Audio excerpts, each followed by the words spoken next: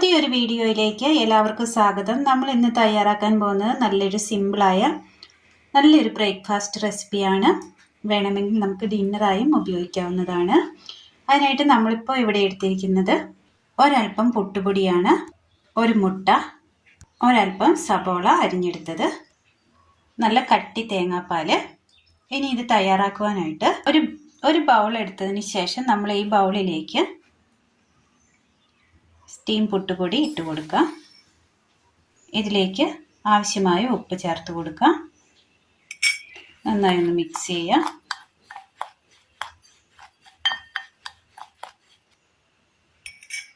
ശേഷം ഇതിലേക്ക് നമുക്ക് തേങ്ങാപ്പാൽ ഒഴിച്ചു കൊടുക്കാം.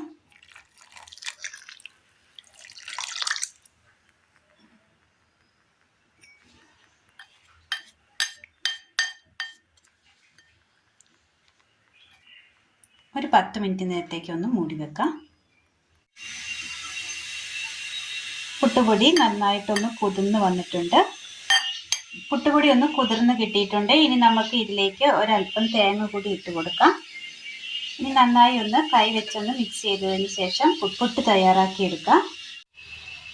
പുട്ടൊന്ന് വെന്ത് വരുമ്പോഴേക്കും അടുപ്പത്ത് പാൻ വെച്ച് കൊടുത്ത് ഒരല്പം എണ്ണ ഒഴിച്ചു കൊടുക്കാം. ചൂടായ എണ്ണയിലേക്ക് നമുക്ക് കടുക് ഇട്ട് കൊടുക്കാം. കടുക് പൊട്ടി വരുമ്പോൾ ഇതിലേക്ക് ഒരു സ്പൂൺ ഇഞ്ചി അരിഞ്ഞത്, സബോള കൊത്തി അരിഞ്ഞത്, ഒരു പച്ചമുളക് അരിഞ്ഞെടുത്തത്,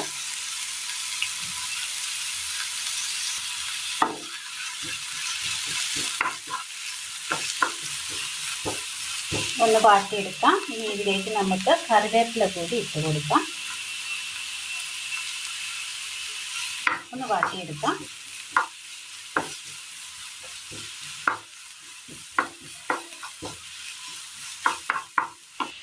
മുട്ടയിലേക്ക് നമുക്ക് ഒരല്പം ഉപ്പിട്ട് കൊടുത്ത് നന്നായി ഒന്ന് മിക്സ് ചെയ്തെടുക്കാം.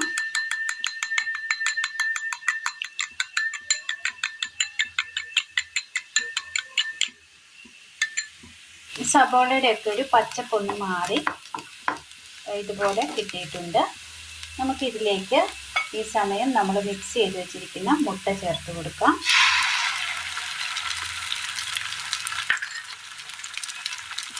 നന്നായി ഒന്ന് മിക്സ് ചെയ്യാം.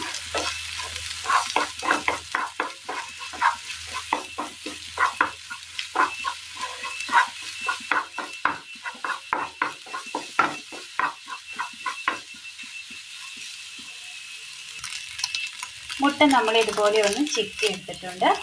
ഇനി ഇതിലേക്ക് നമ്മൾക്ക് ഒരല്പം മല്ലിപ്പൊടിയും ചിക്കൻ മസാലപ്പൊടിയും ഗരം മസാലപ്പൊടിയും ഇട്ട് കൊടുത്തിട്ട് നന്നായിട്ടൊന്ന് ഇളക്കിയെടുക്കാം.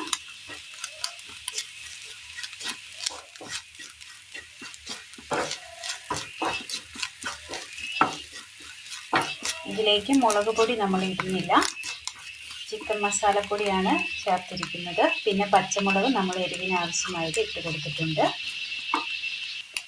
ആ പൊടി ഒന്ന് മൂത്ത് വന്നിട്ടുണ്ട്.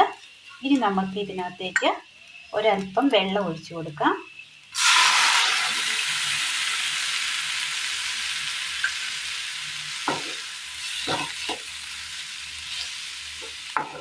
ചെറുതീയിൽ ഒന്നുകൂടി ഒന്ന് കുക്ക് ചെയ്തെടുക്കാം. പുട്ട് നമ്മൾ തയ്യാറാക്കിയെടുത്ത് ഇതുപോലെ ഒന്ന് ആറാനായിട്ട് വെച്ച് കൊടുത്തിട്ടുണ്ട്. അങ്ങനെ നമ്മൾ ആ കട്ട പൊട്ടിച്ചെടുത്തിട്ടുണ്ട്. ഇനി നമുക്ക് ഇത് നമുക്ക് ഈ മസാലയിലേക്ക് നമുക്ക് ഇട്ട് കൊടുക്കാം. മിക്സ് ചെയ്തെടുക്കാം.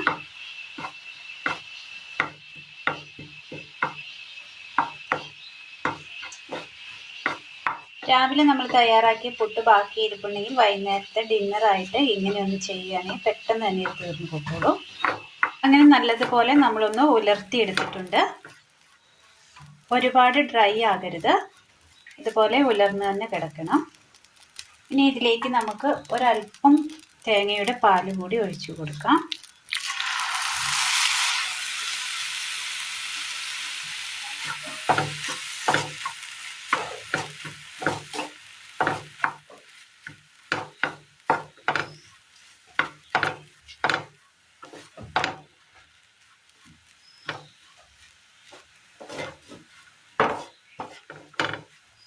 തീ ഓഫ് ചെയ്യാം.